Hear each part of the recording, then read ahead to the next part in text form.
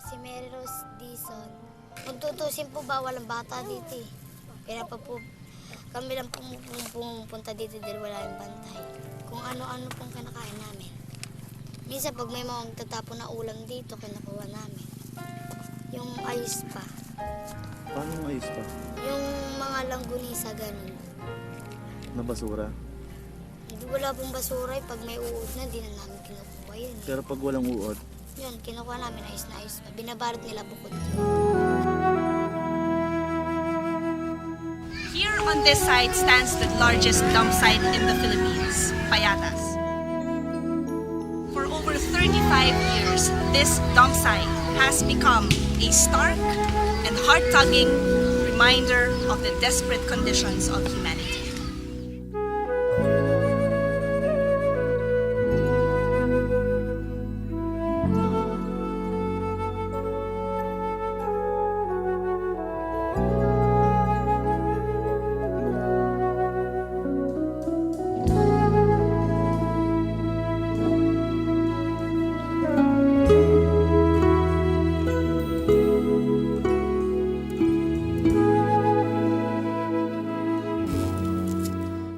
Gusto ko po makatapos ng pag-aaral.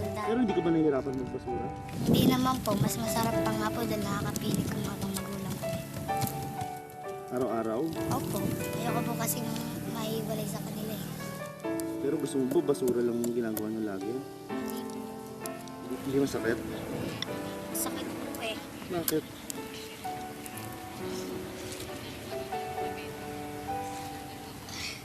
Sinakit kaya po wala sa akin. Kaya nangangarap ka rin makapag-aral para matulungan mo sila. Opo.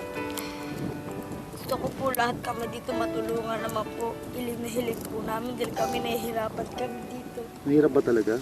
Opo. Minsan po pag mag-aalokay kami, wala kami makuha. Wala rin kami magagawa. Ano kinakain nyo? Pag wala po kami makain, syempre matutulog lang po. Kahit na masasakit ang ulo namin dahil sa init, titiisin lang namin para lang may makain. Minsan nagugutom kami, minsan walang kakain talaga. Gipit na gipit, hindi mo matipid yung pera. Kaya lahat ng mayayaman sana matulungan kami. Ang dami po kasi sa amin ng lalait eh. Inaano lang namin eh.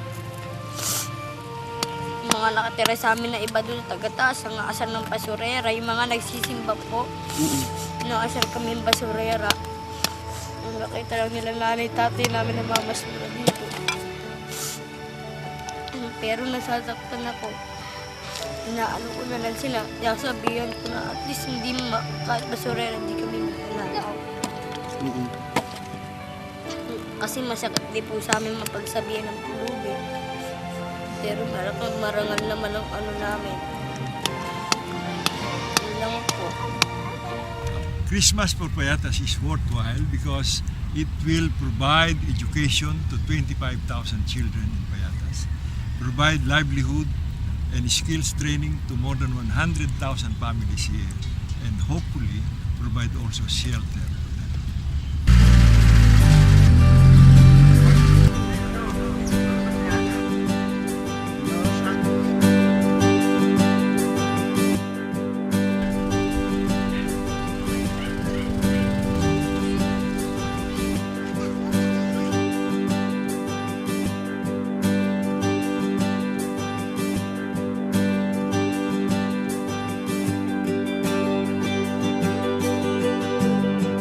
You are my strength,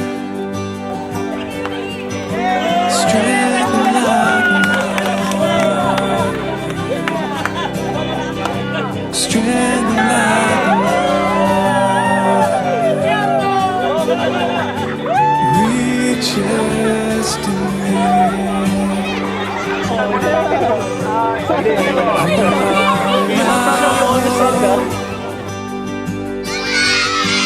Hope like no other,